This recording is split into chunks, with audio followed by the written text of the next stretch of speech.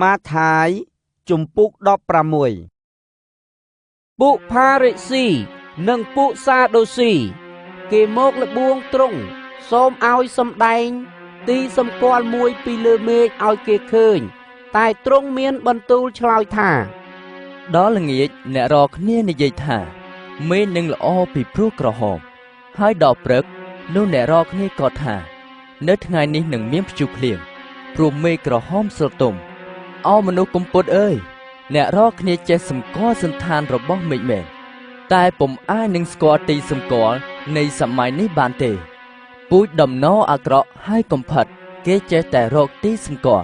ตายหนึ่งคอมเมนตีสมก่อนะบานโปรตีนโมเกกลายปิตีสมก่อแต่มวยนุเตคือหาร้ายโยนะរួចត្រង់យាងចោលគេបាត់ទៅពួកសិស្សឆ្លងទៅឯត្រោយម្ខាងតែគេភ្លេចយកនំប៉័ងទៅគ្រានោះព្រះយេស៊ូវទ្រង់មានបន្ទូលថាចូលឲ្យពិចារណាហើយប្រុងប្រយ័ត្នចំពោះដំបែរបស់ពួកផារ៉ាស៊ីនិងពួកសាដូស៊ីឲ្យមែនទែនគេក៏រិះគិតគ្នាថាប្រហែលជាដោយព្រោះយើងមិនបានយកនំប៉័ងមកទេដឹងកាលព្រះយេស៊ូវទ្រង់ជ្រាបនោះក៏មានបន្ទូលថាអោមនុស្សមានជំនឿតិចអើយហេតុអ្វីបានជាអ្នករកគ្នារិះគិតគ្នាអំពីដំណើរដែលមិនបានយកនំប៉័ងមកដូច្នេះតើអ្នករកគ្នានឹងមិនទាន់ឃើញ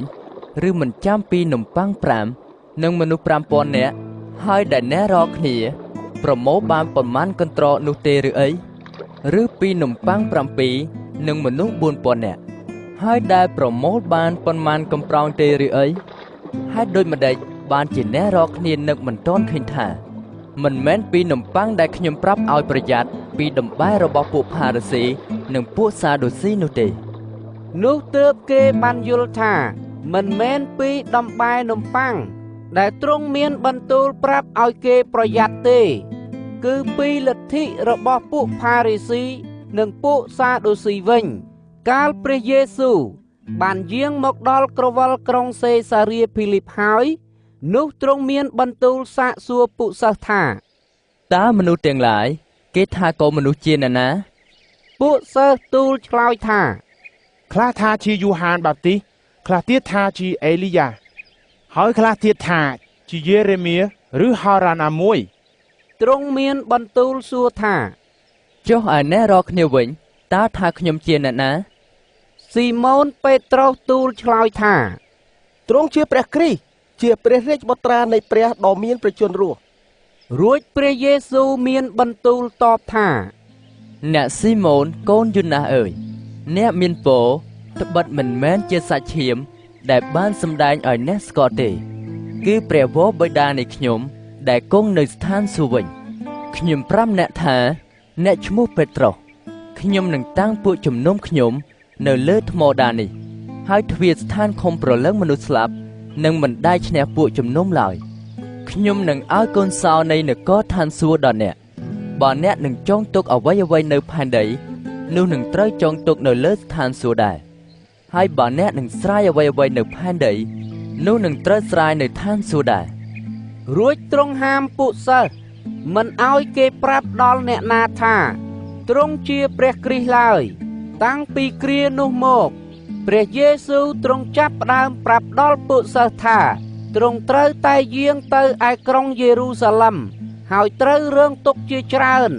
នៅដៃនៃពួកចាស់ទុំពួកសង្គ្រាចនិងពួកអាចារ្យហើយត្រូវគេធ្វើគុតផងតែក្រោយ3ថ្ងៃមកទ្រង់នឹងមានព្រះជន្មរស់ឡើងវិញនោះពេត្រុសក៏នាំទ្រង់មកជិតចាប់តាំងទូលជំទាស់ថាអូព្រះអម្ចាស់អើយសូមទ្រង់ប្រណីអង្គទ្រង់វិញការនោះមិនត្រូវមកដល់ទ្រង់ឡើយតែទ្រង់បែរទៅមានបន្ទូលនឹងគាត់ថាសាតាំងអើយចូលថយទៅក្រោយអញទៅឯងជាសេចក្តីបង្អាក់ដោយចិត្តអញព្រោះមិនចេះគិតតាមគំនិតនៃព្រះសោះគឺគិតតាមតែគំនិតរបស់មនុស្សលោកវិញរួចទ្រង់មានបន្ទូលទៅពួកសិស្សទាំងអស់គ្នាថាបើអ្នកណាចង់មកតាមខ្ញុំនោះត្រូវឲ្យលះកាត់ចិត្តខ្លួនឯងចោលចេញហើយផ្ទុកឈើឆ្កាងខ្លួនមកតាមខ្ញុំចុះព្រោះអ្នកណាដែលចង់ឲ្យរួចជីវិតនោះនឹងបាត់ជីវិតទៅតែអ្នកណាដែលបាត់ជីវិតដោយព្រោះខ្ញុំនោះនឹងបានវិញត្បិតបើមនុស្សណា នឹងបានលោកីទាំងមូលតែបាត់ប្រលឹងទៅនោះតើមានប្រយោជន៍អ្វីដល់អ្នកនោះឬតើមនុស្សនឹងយកអ្វីទៅដូរឲ្យបានប្រលឹងខ្លួនវិញព្រោះកូនមនុស្សនឹងមកក្នុងសិរីល្អនៃព្រះវរបិតាជាមួយនឹងពួកទេវតារបស់លោកគ្រានោះលោកនឹងសងដល់គ្រប់គ្នាតាមការដែលបានធ្វើរៀងខ្លួនខ្ញុំប្រាំអ្នករាល់គ្នាជាប្រកាសថាក្នុងពួកអ្នកដែលឈរនៅទីនេះមានអ្នកខ្លះមិនត្រូវភ្លក់សេចក្តីស្លាប់តតែបានឃើញកូនមនុស្សមកក្នុងនគររបស់លោក